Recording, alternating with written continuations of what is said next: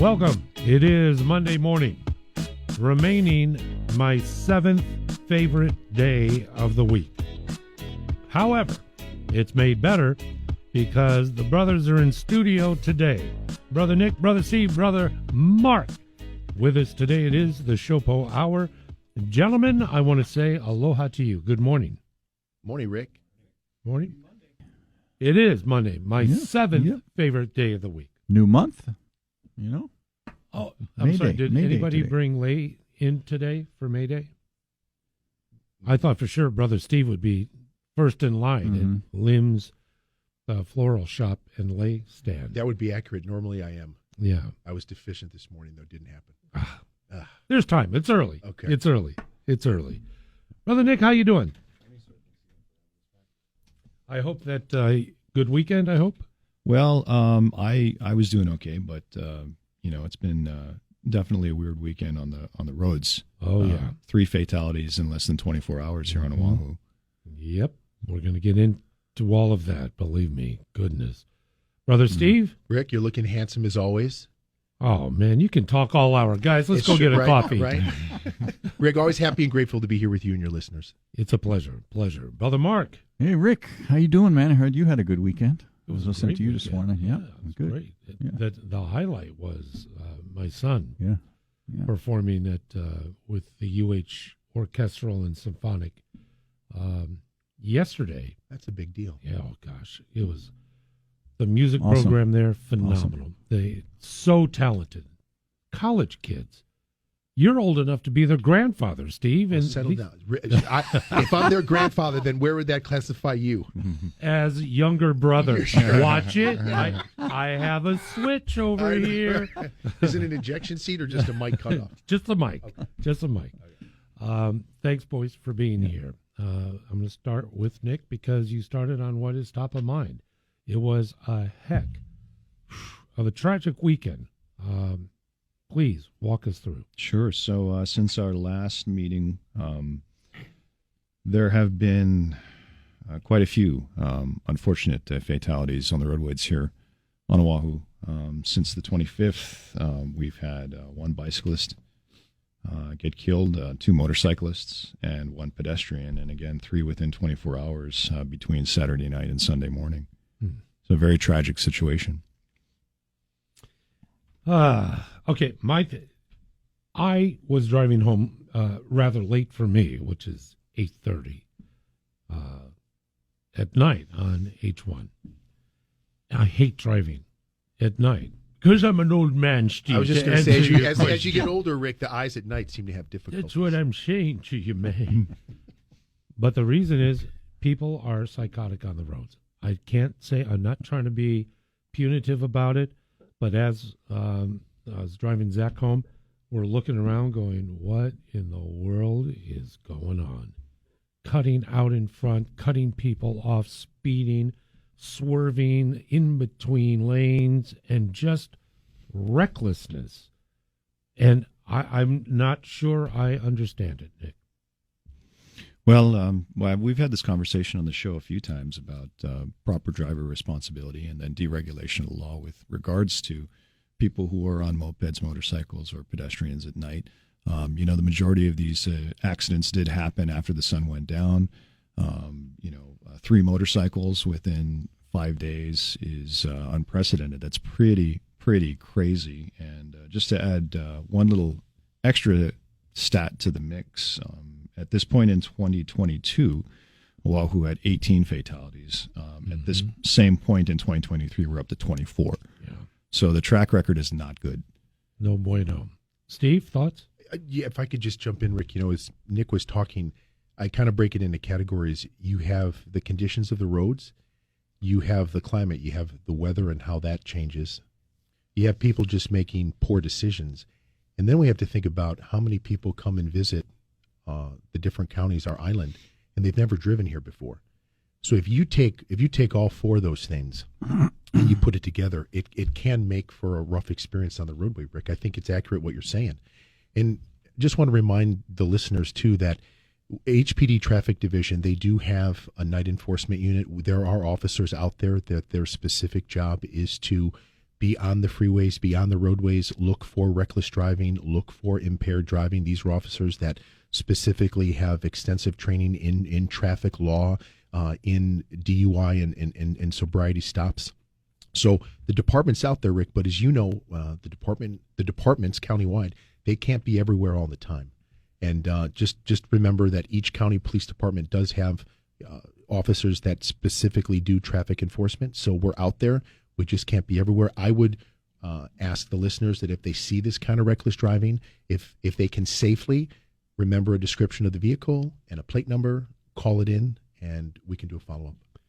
And I just, on my own, before we go to Mark, is for folks to say, and, well, where are the police, is the wrong approach. Where is the integrity? What about just being cool, people? We're neighbors, we're friends, we're families, and you're out there jeopardizing. One guy, I'm approaching a green light. I got the green. 35 miles an hour. Got the green. I'm just about to get in the intersection, and some moron, again in a Toyota Tacoma, lifted right in front. If I hadn't hit the brakes, it would not have been pretty. Brother Mark, your thoughts? Yeah, I mean, you hit it on the head. Number one, responsibility of drivers, right? How about we just be responsible out there? Come on. But, I'm going to go another angle, which nobody looks at, and not only for traffic situations. How about the courts? I'd like to know the conviction rate. I mean, because like they say, where's the police? Where's the police? We're out there. You should see the thousands and thousands of citations issued by HPD and sheriffs, for that matter of fact, right? Because they're doing some citations by the airport and stuff like that. But why aren't these people going after the judges for just dumping stuff? It's amazing the stuff that is dumped in the court. But doesn't the prosecutor have to present it? They do, and that's the thing. That's my point. Yeah. These neighborhood boards and all these people screaming about the roads and crime and all this, right? You hear, where's the police? What are the prosecutors doing? What is this guy doing? Not once do you hear about the judges. About the judges dumping all this stuff. And I'm talking not only traffic cases, we're talking criminal cases too. So I think it's about time all these people start focusing on the courts and seeing what kind of convictions, not only convictions, but why are these judges dumping these cases? I mean, perfectly good cases. Nick, Steve, you guys see it. Perfectly good cases that should be convictions in simple traffic cases, dumping. Gone. Right? Well, maybe the lawsuit pending against the prosecutor's office will help urge that. We'll see. And Hopefully. We'll find that out. Or the election of a new prosecutor, because elections are coming up. And then, again, and Nick brought up a good point. The legislature, right, they decriminalize a lot of traffic offenses, right? Now, what do you got? People, there's no consequences for their actions, right? There was a terrible, as we were driving back, terrible accident on the H1. It was around Fort Shafter, and again around 8:30 or so. I saw so many blue and white. Man, it was like a line. Was there any? Do you have any information on what the incident was? I'm aware of that collision, yes. So without going into detail, because it will be investigated, it turned out that one of the people involved did go to the hospital and was pronounced in critical condition. It involved a vehicle that ran into people who were outside of a vehicle that was stalled. Wow. Gotcha. But as I was watching and we were driving, I thought the traffic would have been backed up all the way to Kahala. I mean, it was just... Oh, that was a big scene. Yeah, I think I counted 4 fire engines, 2 ambulances, and probably 2, maybe even 3 sectors worth of police officers out there. And Rick, I think as a community we could get better with doing a couple things on our roads, besides making good choices, right, and being sensible. Use your turn signals. We joke about it all the time, but please signal when you switch lanes so you can let other motorists know that you're actually moving, whether that's on the freeway or that's on the surface streets. Amen. The other thing I think there's opportunity for improvement in is moving over. You had talked about on the freeways. I see it daily that there are officers that are doing accident investigations or a traffic stop on the roadway and the freeway. And our motorists here in the different counties need to remember to try to move over one lane, slow down, give that officers that space. And a lot of times on the freeway, that still isn't happening. The officer is taking up a lane, and there are cars going by at a high rate of speed, and they're not moving over that one lane. Yeah. Last thing would say is, remember, the far left lane is technically the passing lane. If you're a slower vehicle, if you're a large commercial truck, you should not be in the left lane. There's actually signs as we go through town indicating that large commercial vehicles should not be in the far left lane, but yet time and time again they are, and that causes a whole host of problems. So there's opportunity for improvement, Rick, and it's just about hopefully community education, and then, as Mark said, enforcement, but enforcement that actually has a consequence. The department, the officers on the different counties can issue citations, court appearances, traffic infractions, criminal summons. But again, if the prosecutor and the judges don't follow up with that accountability, then maybe it's not taken as seriously as it should be. There's nothing really that irresponsible drivers have to be concerned about. If you get a citation, I get a citation. If you take care of it, all right. If you don't, And that gets back to what you're saying as far as the prosecution in courts. So if there's no consequence, I think one of the biggest that I'd like to see is, depending on the rate, whether it's 1, 2, 3, 5, 10, whatever, you take the vehicles away and you take the licenses away. You disempower, you say, listen, you want to do this again? Guess what? Driving is not a right. You earn the privilege to drive. And if you throw that away, it's gone. News Radio 830 KHVH. The boys are here. Brothers Nick and Steve and Mark. We are literally just getting started. When we come back, cases that you may be aware of in the news, but also thoughts and ideas from the fellas. We'll do it after the... Once again, the SHOPO Hour continues here on News Radio 830 KHVH. We were talking before the break. I'm just going to mention a word and then take it from there, wherever you'd like to go. Habitual. Habitual. What is the working definition of habitual, and how does our law or laws address habitual offenders? And who'd like to jump in? I can start. Okay.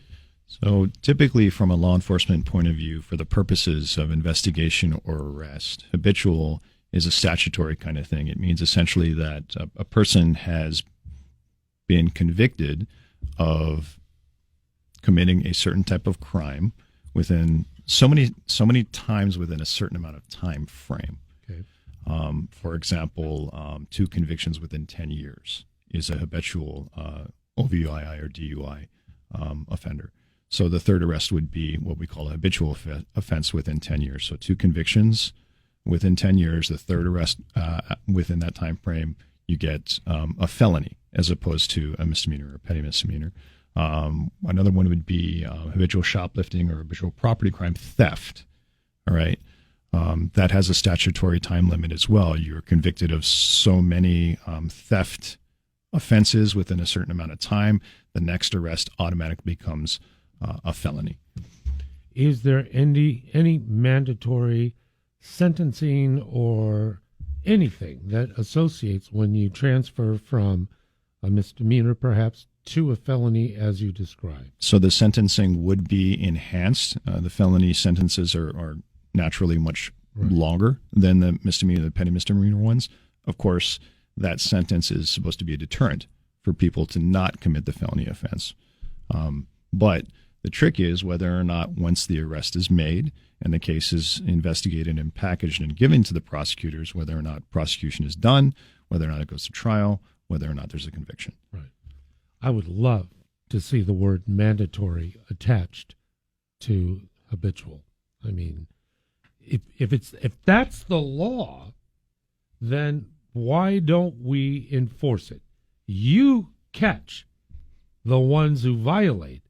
The big square building creates the law and the supposed legal consequence Are we back to the courts? Well, Is Ricky, that where I'm going? You're going down a road, and it's 100% accurate. I know we've said this before, but we can't stress enough that the prosecutor's office has such a tremendous responsibility on their shoulders. They lead the way in terms of charging and what they want to present to the courts. So really, the police department, as we discussed, is just one aspect. It's the beginning part, let's say, of the criminal justice system, right? Yes. Okay. But the prosecutor's office has the discretion as to whether or not they want to bring any type of charges against the individual, and if they want to prosecute, right? It's the prosecutor's office. Does the prosecute want to prosecute the individual for the possible crime that was committed?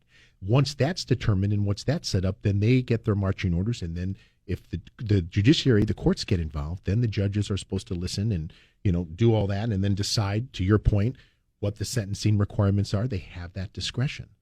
And that's why when we come on your show, we remind everybody that's listening, law enforcement and the police agencies are one aspect. But the judges and the prosecutors play a huge role, really, in community safety and the environment that we're living in. Brother Mark? When they first came out with this habitual,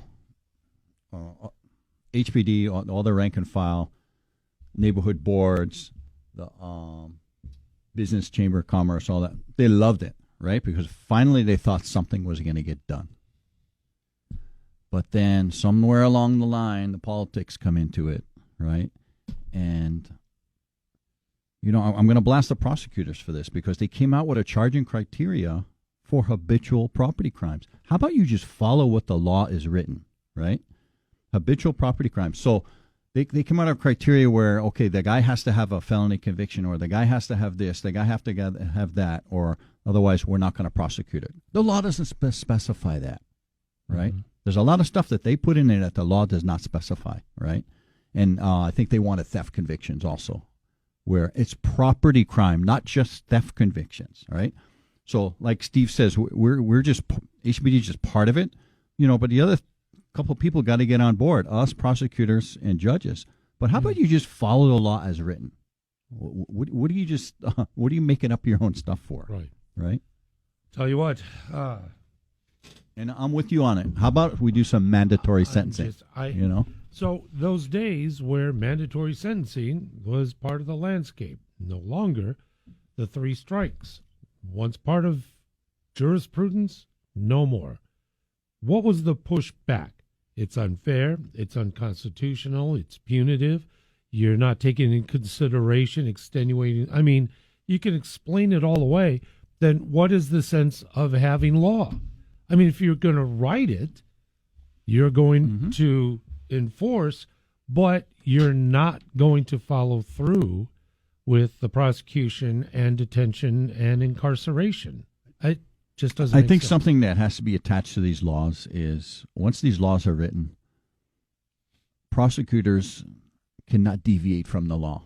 They cannot interpret their own law. Let's put it that way. They're interpreting these laws and putting it in their direction where they think it should go. Yeah. So how about no interpretation to the law? Phew, it is already 7:30. Will you stop being so interesting, please? Because the time flies by.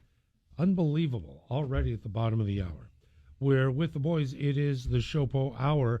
Brother Steve, tell us how we can connect with SHOPO. Absolutely, Rick. Come visit us at shopohawaii.org. Again, that's shopohawaii.org. That's our main platform. Then you can find us on Facebook, Instagram, and Twitter. And just a friendly reminder, we have the clothing collaboration with Hawaii's Finest going on. You have until today at 6 p.m. to come purchase some merch. That's a collaborative effort between Hawaii's Finest and SHOPO. All proceeds are going to go to our benevolent fund that'll help officers statewide when they're in need. Please come visit, and if you like the shirts and the designs, please make a purchase.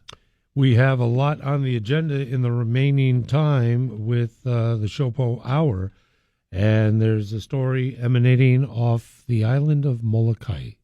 And maybe we can get the fellas to share some insight on a breaking and top story news. But take a break right now, 7:31. Welcome back. It is the SHOPO Hour. Heard weekly at this point. No, not heard strongly, not weekly. every Monday morning at this time. And there it goes, right over the heads of all my listeners. It's like, what is he talking about now? We are talking about various and sundry headlines and stories. And with Brother Nick and Steve and Mark, story emanating out of Molokai, which is very rare that we have a story along these lines. Geography aside, there's a response by police, a TRO violation. There, an encounter ensued, a presentation of a machete again, and I'll talk about more of that with you later, was presented. Non-lethal action was taken by the officers, did not work. Obviously, a threatening situation, life-threatening situation in the eyes of the officers, and deadly force was used with this individual. We don't have a great deal of specificity, but just as a story, as an encounter, as the experience, because we're getting the other side of the story 100%. What's the side of our officers? Gentlemen, who'd like to start? Sure. So on Molokai, the officers from Maui County Police Department actually take assignments on Molokai. And I've been there. And the officers that work there, Rick, they're a tight-knit group. I think as far as manpower, there might be 20. They live there. They have families there. So officers from Maui PD are there. You had a situation where officers with Maui PD responded courageously with the utmost professionalism. There was a decision made at that scene that in order to keep the community safe and officers safe, deadly force needed to be used. Obviously, you talked about a machete.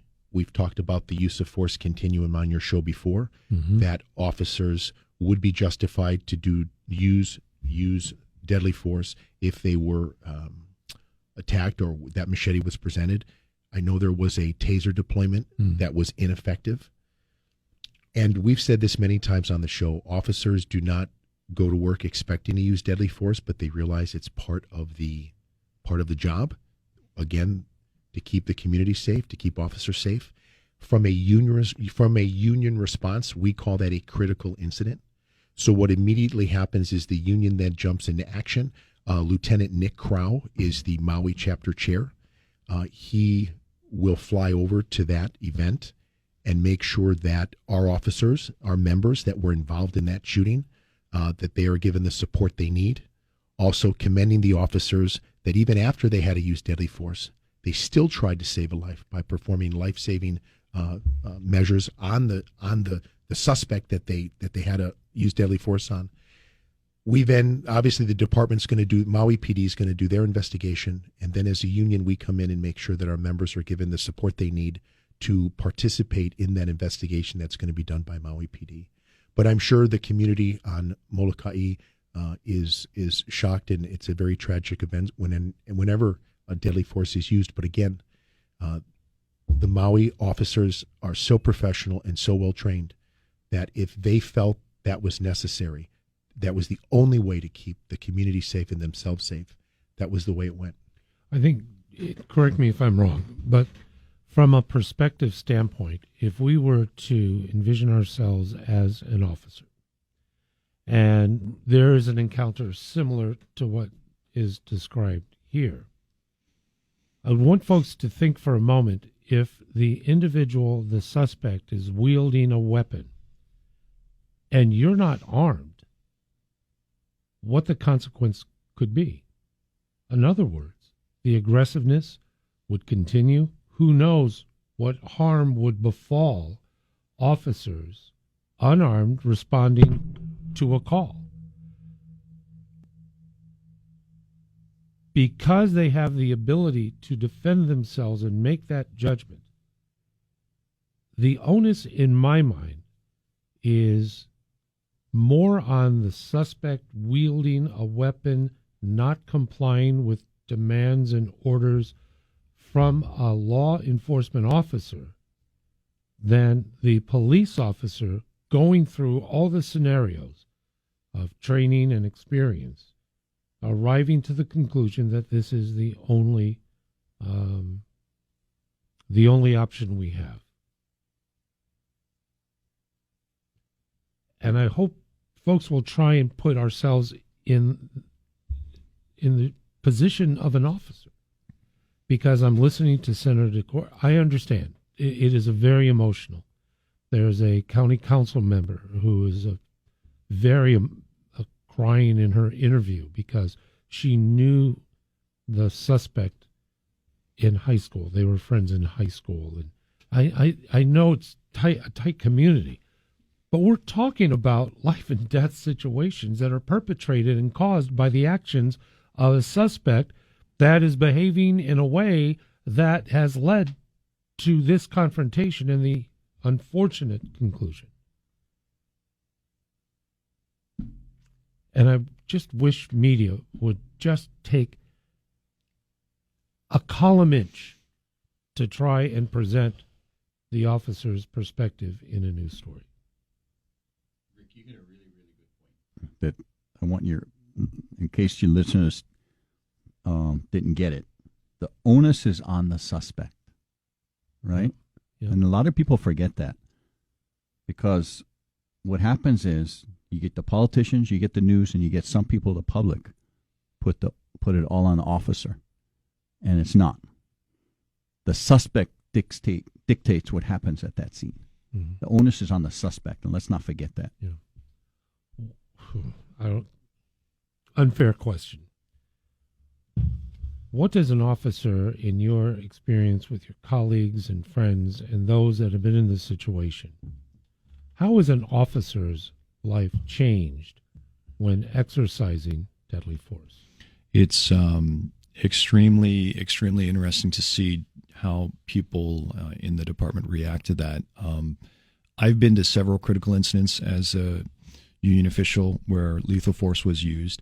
And I'm just going to be straight with you. I've seen officers who are very confident in what they did because they believed in their training and their experience, and they knew in their gut, okay, I had to do this and I didn't have a choice. And then I've seen officers break down and cry. And it's not because they did anything wrong. It's because they have that normal human instinct to react to taking a life or hurting somebody. All right, it's almost a form of compassion, right? The use of lethal force is the last thing that any police officer ever wants to do, ever. All right, we're highly trained in it, but it's the last thing we want to do. And last week we spoke about investigative procedures. You had asked the question, what happens at a scene when officers get there? Mm-hmm. All right, can you imagine all of the things that we talked about last week, all the things that Steve went into detail about? But aside from that, the very first thing you have to do is make a decision whether or not you may have to take somebody's life. All right. Now, all three of us have been in that situation before. All right. I thank God that I've never had to do it. I am trained to do it. If I have to do it, I'm going to do it. But at the same time, it's not something that I want to do, nor do I ever care to relish about thinking about doing it. But when you get to scenes like this, temporary restraining orders or court orders for protection, especially the family court ones, those can be very passionate situations because you're dealing with family members who are against family members.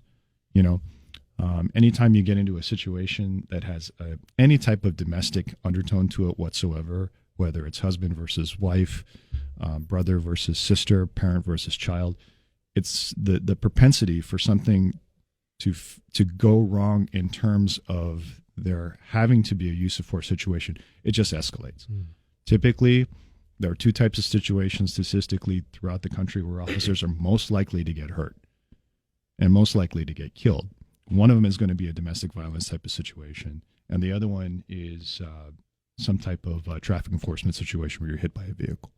Okay, so we all know going into those situations, this could be very bad, could be very, very bad.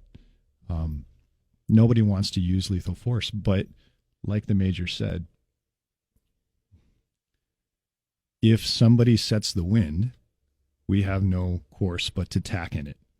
Okay, and if that's the direction the suspect wants to take, If we don't have time, if we don't have distance, if we don't have the ability to negotiate and try and de-escalate, there's only going to be one response, unfortunately. Brother Steve?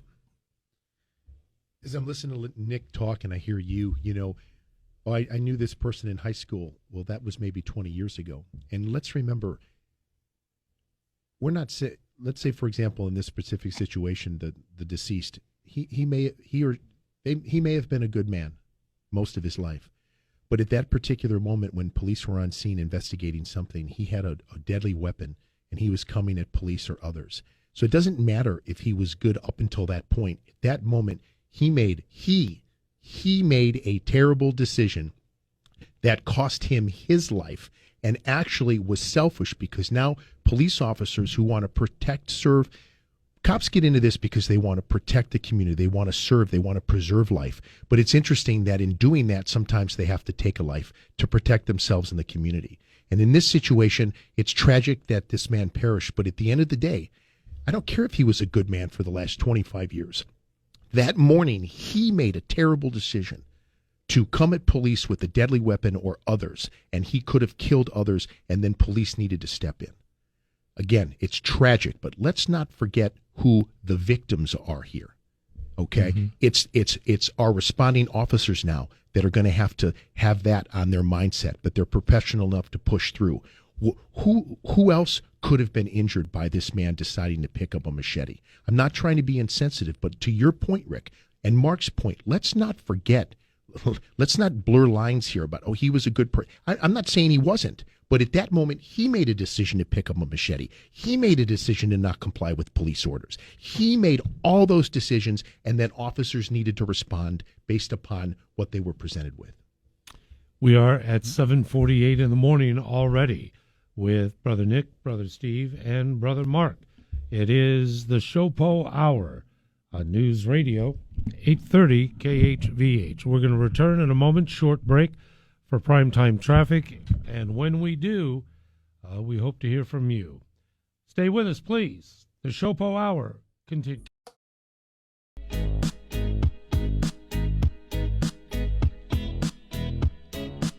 We are in the waning moments of a very informative hour of conversation with the fellas in studio. Let's continue with Steve, who joins us out in Kailua. Steve, good to hear from you as always. Aloha to you. Aloha to you and to all the men in blue and women. I don't know if you guys remember probably one of the most bizarre cases, and that was when Tyke the elephant escaped and had to be gunned down with lethal force. And I was sitting with some police officers, and they got a call, and they were looking for a big gun. And the guy goes, "What for?" And he said, "The elephant broke out of the Blaisdell, killed the trainer, and is on the loose." And what they did to get there and get everything done, if you have a police department that can respond to emergencies like that, just think what they do to help people out. So thanks for a great job, and I'm super confident when you guys are on the air, and I think you carry that with you everywhere you go. Thank you very much. Thank you very much, Steve, for the call and the comment. I think we all remember that situation vibrantly. I just started with KHVH as news anchor by then, but I remember that story. Any thoughts regarding Steve's call? No, thanks, Steve. And for you to know, and everybody else listening, is that's what we do. We figure stuff out. You know, we get a call. We don't have no idea what we're going to every single day or every single minute. Like 1 minute we could give it a parking ticket, and the next minute we're in a shooting. But we have to adjust, and we have to figure things out. And, the guys did an awesome job that day. Once again, News Radio 830 KHVH. It is the Rick Amata program. Thank you, Steve. We're going to try and get one more call in before the top of the hour. And once again, Steve, how do we connect with SHOPO? And today's the deadline, right? Absolutely, Rick. Please come visit us at shopohawaii.org, shopohawaii.org. And again, today is the final day. If your listeners are interested in purchasing collaborative apparel that we did between SHOPO and Hawaii's Finest, all proceeds from the clothing sales will go to the SHOPO Benevolent Fund, which will help officers in need statewide. And hope that you would. Any golf bags? Not yet. This is a Okay, collab. just checking. Not yet. Just checking. I'm just trying to market to myself. Go to the trunk of Rick's what we car. could do. Let's. That could be done. You never know. You never know. Let's go to Jim out in Kailua. Jim, we have a few moments. Good morning. Good morning, Rick and the policeman. Thank you very much for your service, sirs. I have a question. Would it be illegal for you guys in the event you come upon a stolen car or one where the driver's a dangerous driver to slip a 3 or 4 foot spike strip in front of the left rear tire? So in the event he did speed away, you could catch him. That's one. And number two, if in the event like Molokai or the Kapi'olani guy, does your equipment manufacturers have anything like a shotgun where you could fire a net over the guy and help render him so he couldn't be coming at you like that? I mean, I'm not saying what you did was wrong. I'm just curious if that would be another alternative. Thank you very much for the call and the questions. We have a few moments to respond, and who'd like to jump in? So in the Honolulu Police Department, we don't use spike strips, and I don't think we will. It's not an issued piece of equipment, and it would not be appropriate for an officer to purchase it on their own and try and use it in any type of situation. So the answer to that is no. And with regards to your question about shotguns, no, we do not use any type of device that has that capability of shooting a net on somebody to subdue them. Thank you for that, Nick. Thank you for the answer. And thank you for the questions, Jim. We appreciate that. I want to go around the table because we have about 3-4 minutes remaining before the top of the hour. And any top of mind thoughts you'd like to share? And who'd like to lead off, if anyone? Okay, so I'm going to give a shout out to some prayers to a former HPD officer in Seattle right now. Okay. He was my partner when I first came in the department, Officer David Easterly. He's a detective with King County Sheriff's Department. About a month and a half ago, 2 months ago, he was shot serving a eviction notice. So he was in ICU for quite a bit of time. He lost a kidney. He's got some infection. But he's out of ICU now. He's doing okay, but it's just a reality of our job. So, thoughts and prayers are with him and his family. Goodness. Brother Steve? Rick, it's just nice to hear the last 2 calls basically supporting the work that the police officers do throughout the counties. And I just want to thank the listeners again for supporting the men and women that decide to wear the uniform and go out and serve the community. We're honored and humbled to do it, and it really is a calling for us. We love doing it. But like I said many times before, successful police departments need robust community support. And thank you again, Rick, for having us on the show and giving us the platform and then having the ability to connect with your listeners. Absolute pleasure, brother. Brother Nick. So with regards to community support, again, I'd just like to remind everybody that Police Week starts on Sunday the 14th, so Monday for the 15th. It's an all week-long event. It's a national event. If you'd like to continue to show your support for law enforcement, please go ahead and put your blue light out on your porch or in your garage. Thank a police officer if you see them out there doing their job. And you can look online, probably through the Honolulu Police Department's website, and see what the events are if you'd like to attend, if you can attend, especially the Fallen Officer Memorial, which will be on Monday the 15th. It's a very special time for us, and it's a very time-honored tradition, and I think if you attended it as a civilian, you'd be very impressed. We'll repeat and continue the invites with our next show, and we're already in the month of May. My goodness gracious. Which means it's closer to Egypt. Anyway. Egypt coming up. And there we go. One final, before we leave, is the necessity for dispatchers for radio comm. Could you give a shout out, 10, 15 seconds, just urging people to apply because we sorely in need of dispatchers? Yes, absolutely. It's no secret within the department. There's quite a few dispatchers who are eligible to retire at any time this year, and we need them. They are a backbone of the department, just like every other civilian employee out there. So if you're interested, please apply. And there we go. Thanks so very much for that. Brother Nick, Brother Steve, Brother Mark, It was the fastest hour in all of radio. Thank you very much for it. Thank you, Rick. We'll get together next week for the SHOPO Hour.